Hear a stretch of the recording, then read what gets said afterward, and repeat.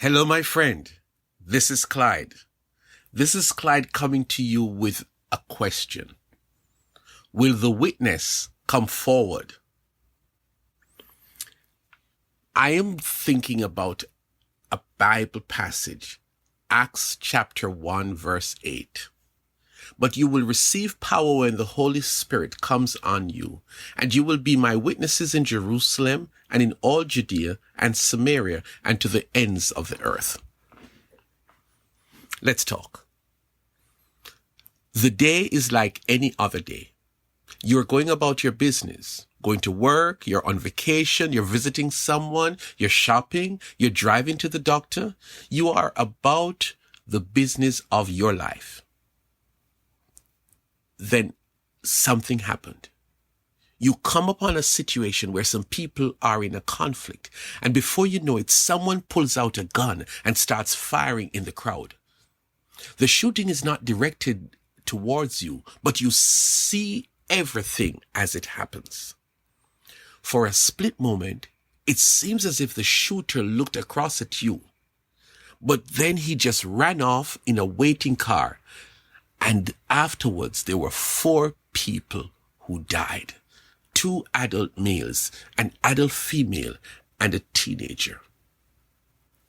You go home in shock and horror. Your day was interrupted in a major way. You had no idea that you would ever see something like this. You are just in total shock. Later that evening, the crime is the main item on the evening news. And at the end of the report, there is an appeal for anyone who has any information related to the crime to call a certain number to speak to the police. What do you do? Why would you do what you decide to do? By the way, this is a fictional story, but can we just use this as a backdrop to our conversation today? Who is a witness? By definition, a witness is someone who has seen or knows of something, an event, or who can give credible and honest testimony, either in writing or speaking it directly. Usually, witnesses give their testimony willingly. In court, the witness is called on to give his knowledge of the crime, for example. But as the system goes, the credibility of the witness and the testimony that the witness is giving have to be verified or established in the eye of the court as being true. And so the witness is cross-examined. That is one sure way to determine if the witness is credible. The testimony of a witness determines the outcome of the case. Many years ago, my wife was a witness in a big case, and she went to court on several occasions. She came home from one of those court sessions and said that the case was thrown out because all the key witnesses had dropped out. One by one, the witnesses that the prosecution was depending on, they no longer was available. That was sad. In our text, Jesus told his disciples that they were going to be witnesses of the gospel. These people who had encountered Jesus learned about his mission to save the world. They had been with him before he died, and after he came back from the dead, they hung out with him. Jesus said that this group of people would be witnesses of that story. Their testimony would determine the outcome for those who will hear it. Through their testimony of what they had seen and heard and experienced, people will be able to decide whether they will give their lives to Jesus or not. This was a huge assignment that Jesus described as starting in their base city, and then later they would take the testimonies to nearby places, and later to some further places, and gradually to the whole wide world. Oh, one more thing. Jesus told them that they would be empowered by the Holy Spirit.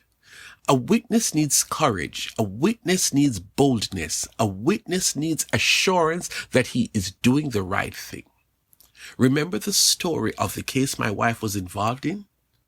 An important part of being a witness is being willing. A witness can help if he gives his testimony willingly. In the case of the assignment Jesus gave, if the witness does not give his testimony, some people will not hear the gospel, and the outcome will be that they will end up in hell for eternity because the witness did not want to give his testimony. My friend, you are a child of God. You have experienced Jesus for yourself. Your life has been changed because of Jesus. And that is because someone who was a witness for Jesus voluntarily shared Jesus with you, and today you are a child of God. Jesus has already declared that you are a witness. You have first-hand knowledge of the gospel of Jesus. You know that Jesus is real. You are a witness. Are you willing to serve in that capacity? Are you willing to go to the court of life and give your testimony, first-hand knowledge of Jesus? If you give your testimony in the court of life, you will determine the outcome for some people, whether they spend eternity in hell or they go with you and many others to heaven.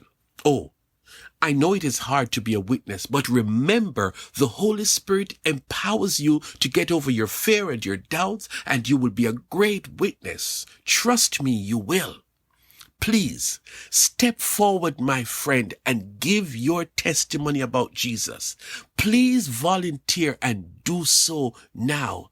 I encourage you to not withhold your testimony. Do not plead the fifth. God is depending on you to do the honorable thing. Will the witness come forward?